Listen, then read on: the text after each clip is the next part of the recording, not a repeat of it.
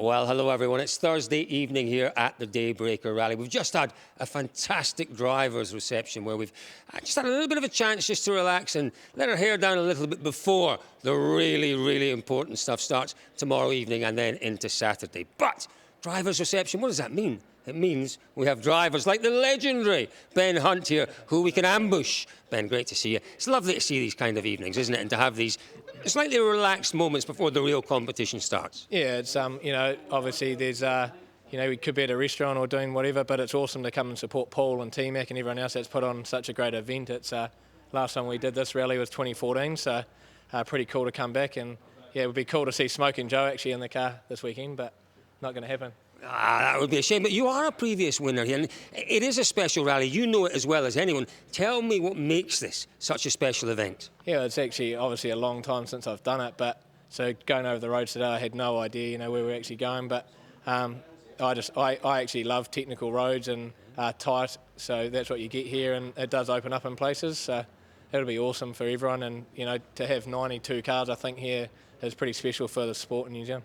Some really special cars. You're in a very special one yourself, the Skoda R5 car. Some would say the perfect car for these tight, twisty, technical stages. It's such a nimble beast, isn't it? Yeah, I've been in the car for a year and a half, and I probably still look at roads, like I would have in my Subaru. But yeah, it's so nimble and does everything you want it to. So I'm really looking forward to attacking it. I think the last twisty rally we actually did was Hawke's Bay a couple of years ago. So this will be quite cool to get your teeth in the Skoda.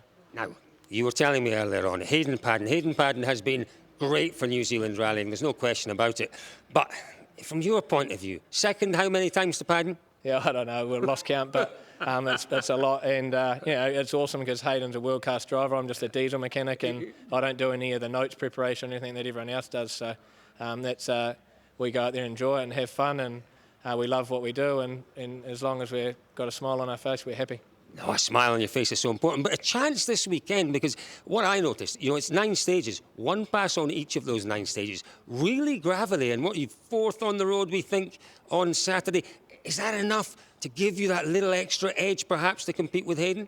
Yeah, Hayden's world class. It doesn't matter if he's 1st on the road or 10th on the road. He's, he's bloody hard to beat, and, it hasn't happened in New Zealand, but, I think 4th on the road is definitely better than 2nd that I normally are on the road behind Hayden, so yeah, we'll give it a good shot and be smart. There's a lot of tricky corners out there, so make sure we get to the end first. But we unfortunately fell off at Timaru, a 40-second lead in the last stage, so we need to redeem ourselves a little bit after that. Yeah, well, it will be a great rally to redeem yourself on. Ben, wonderful as always to see you here. The very best of luck this week. Cheers, mate. Thank you. John, you've got one of the most interesting cars out there, a Group B car, a Group B RX-7. Tell me about that car. We built it from the ground up with a whole lot of factory replica parts. We also got a wee bit of a hand from Christoph Jacob when he came out for the Silver Fern. He knew the guy Wombold that built them for Mazda, and I got factory dash and all the gauges and a few parts just to give it a bit more authenticity, which was great. Yeah. Now, another great thing about this event and New Zealand rallying are the championships, and you guys are in the historic 2-wheel drive? Correct, yes. And it's a heck of a battle between you and, amazingly, another RX-7. Yeah, this year it's always been BDA Escorts, but this year, Stu Reid and I are having a bit of a ding-dong battle, yes. So tell me about these roads. You've driven this one before? Many years ago in a Group A Mazda 323, wow. At night, midnight, no pace notes, so it's got to be early 2000s, I think, or even, no, sorry, that'll be actually 1994, I think. Yes. That's 30 years ago. Correct. Wow. Yeah. And, I guess the roads, the style of the roads is similar, but what is the biggest challenge of this rally? Because there are different types of rallies in New Zealand. This one offers a particular challenge, doesn't it?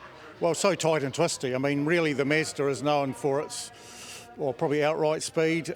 We have done a lot of work on it, and it is very competitive in the tight stuff, but certainly it does excel a lot better in the fast stuff, but no, that's just a cool car. I love driving it. It's what I always wanted. I've had Group A Mitsubishi Evo 6s, I've had all sorts of cars, and at my age and era I just decided I always wanted a Group B RX-7, and we built it from the ground up. The crowds love it, I love driving it, and it's a lot of fun. It's the sound, isn't it? It's that screaming rotary engine that gets the crowds. Is there anything better?